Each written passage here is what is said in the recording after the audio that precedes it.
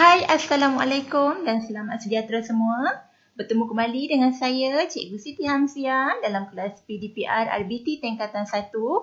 Saya harap semua pelajar masih bersemangat untuk meneruskan kelas kita pada hari ini. Baiklah pelajar, pada hari ini kita akan teruskan lagi pembelajaran kita dalam bab 1 iaitu pengenalan kepada reka bentuk dan teknologi. Untuk hari ini, kita akan masuk pada tajuk 1.2 kepentingan reka bentuk dan teknologi.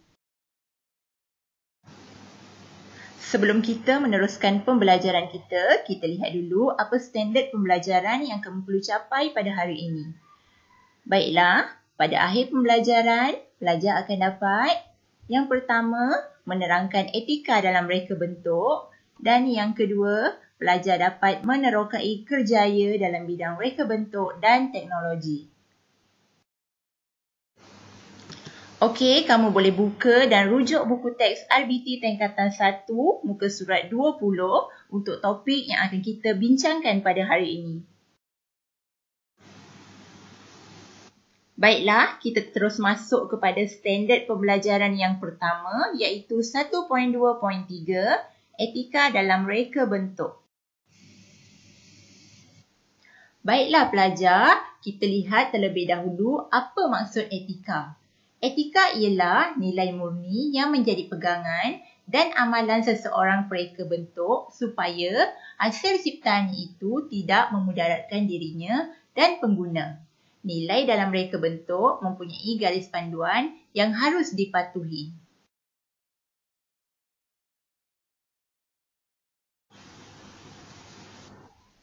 Terdapat 5 etika dalam reka bentuk, iaitu keaslian, mesra alam, jujur, selamat digunakan dan bermanfaat.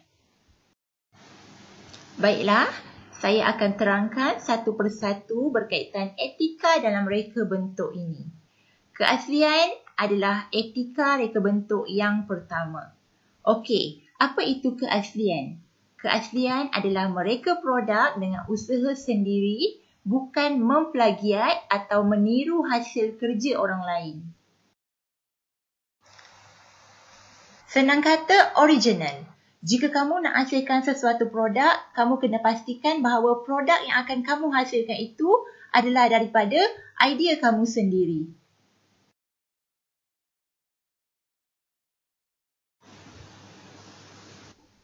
Kamu tidak boleh meniru produk-produk yang telah ada di pasaran.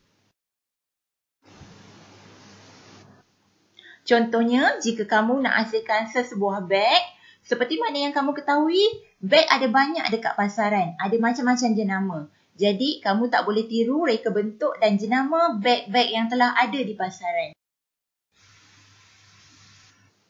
Perbuatan memplagiat ataupun meniru hasil kerja orang lain adalah salah dari segi etika dalam reka bentuk dan kamu juga boleh dikenakan tindakan undang-undang jika kamu melakukan perkara sebegitu. Jujur adalah etika dalam reka bentuk yang kedua. Jujur di sini adalah dari segi menentukan harga produk untuk mencari keuntungan tanpa membebankan pengguna. Produk sewajarnya tidak mempunyai agenda lain yang terselindung. Sebagai pereka bentuk, kita tidak boleh menipu pengguna walau dalam apa cara sekalipun. Contohnya, kita menipu kualiti produk. Contoh, kita jual baju. Kita dah tahu baju yang kita jual itu memang tak tahan lama, mudah koyak. Tapi kita tetap cakap baju yang kita jual itu berkualiti. Di situ kita dah tak jujur.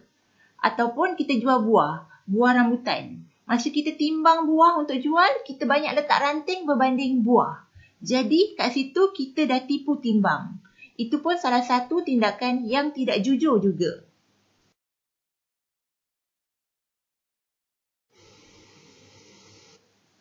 Etika dalam reka bentuk yang ketiga ialah bermanfaat. Produk yang dihasilkan dapat memberikan manfaat, kegunaan ataupun kebaikan kepada pengguna. Semakin banyak orang yang menggunakannya, maka produk tersebut adalah semakin bermanfaat.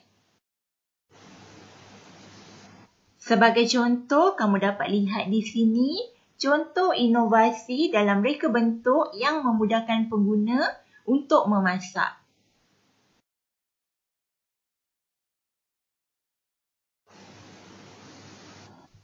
Seterusnya, yang keempat, mesra alam sekitar. Ini etika yang paling penting lah sebab sekarang ni alam sekitar kita dah semakin tenat dan sering berdepan dengan ancaman pencemaran alam sekitar. Jadi, jika kita nak buat sesuatu produk,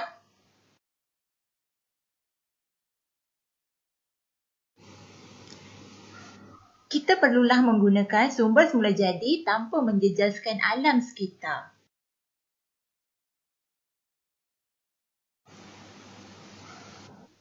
Kita juga perlu menggunakan alat ataupun bahan yang boleh dikitas semula.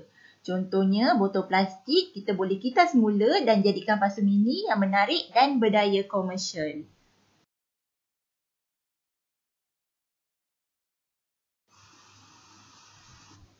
Di sini kamu dapat lihat bahawa tayar juga kita kitas semula untuk dijadikan sebagai tempat duduk ataupun untuk tempat letak barang.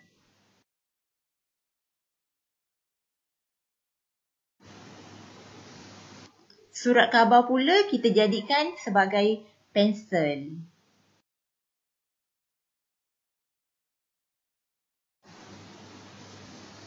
Manakala sudu dan botol plastik yang tidak digunakan, kita boleh kitas semula untuk dijadikan sebagai lampu hiasan. Sebagai pereka bentuk atau pengeluar produk, etika mesra alam sekitar ini sangat penting untuk diamalkan supaya alam sekitar yang kita ada sekarang ini tidak terus tercemar.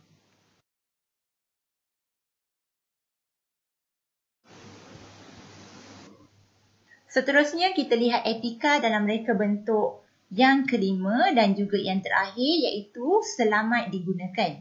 Selamat digunakan di sini maksudnya ialah pereka bentuk perlu hasilkan produk yang selamat digunakan dan tidak memberi kesan sampingan kepada pengguna.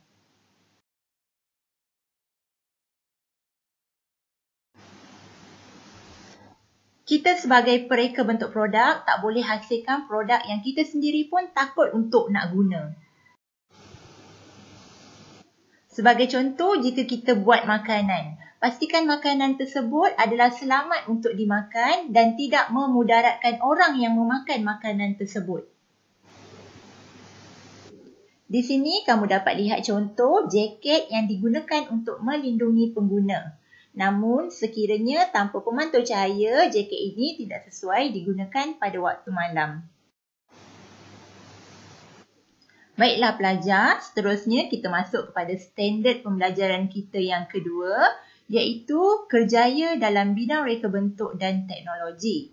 Skop kerjaya reka bentuk melibatkan pelbagai bidang.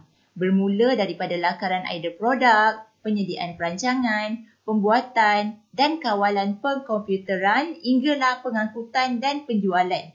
Semuanya saling berkait dengan kerjaya reka bentuk dan teknologi. Dalam topik ini, kamu akan dapat lihat tentang apa kerjaya ataupun pekerjaan yang berada dalam bidang reka bentuk dan teknologi ini. Sebenarnya banyak pekerjaan dan kerjaya yang pelajar boleh ceburi dalam bidang reka bentuk ini dan ia tidak terhad kepada pereka bentuk sahaja. Sekarang kita lihat satu persatu berkaitan kerjaya yang terlibat dalam bidang reka bentuk dan teknologi. Kerjaya yang pertama iaitu arkitek. Arkitek ialah orang yang merancang reka bentuk dan plan pembangunan. Kerjaya yang kedua ialah pereka bentuk automotif. Pereka bentuk automotif adalah orang yang mereka bentuk badan kenderaan dan keselesaan memandu. Kerjaya yang ketiga ialah pereka bentuk kejuruteraan. Pereka bentuk kejuruteraan adalah orang yang mereka bentuk litar elektrik, mesin dan juga jentera. Seterusnya, kerjaya yang keempat, pereka bentuk grafik. Pereka bentuk grafik adalah orang yang mereka bentuk iklan, logo dan juga lukisan. Seterusnya, yang kelima, pereka bentuk fashion. iaitu orang yang mereka bentuk fashion pakaian, manusia dan juga haiwan serta hiasan.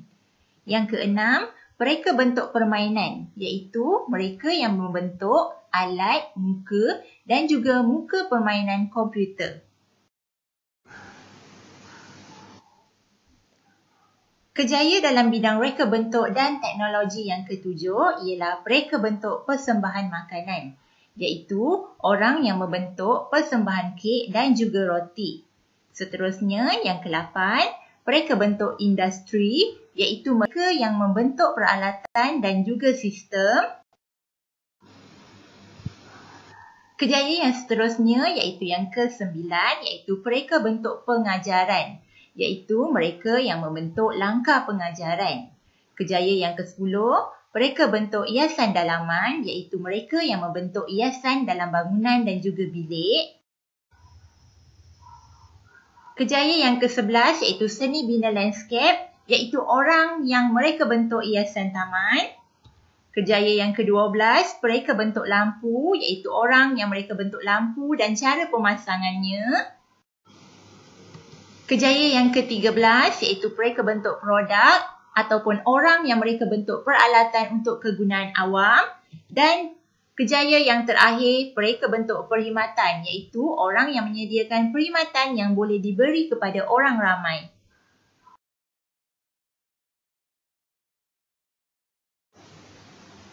Baiklah pelajar, untuk hari ini kita telah pun belajar tentang 5 etika dalam reka bentuk.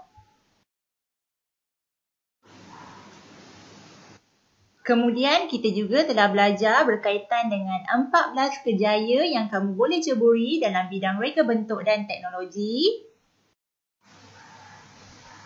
Dan saya harap kamu telah pun faham dengan penerangan yang saya telah berikan tadi. Baiklah pelajar, setakat ini saja pembelajaran kita untuk hari ini. Jangan lupa untuk hadir lagi pada kelas yang seterusnya. Stay at home and stay safe. Bye semua.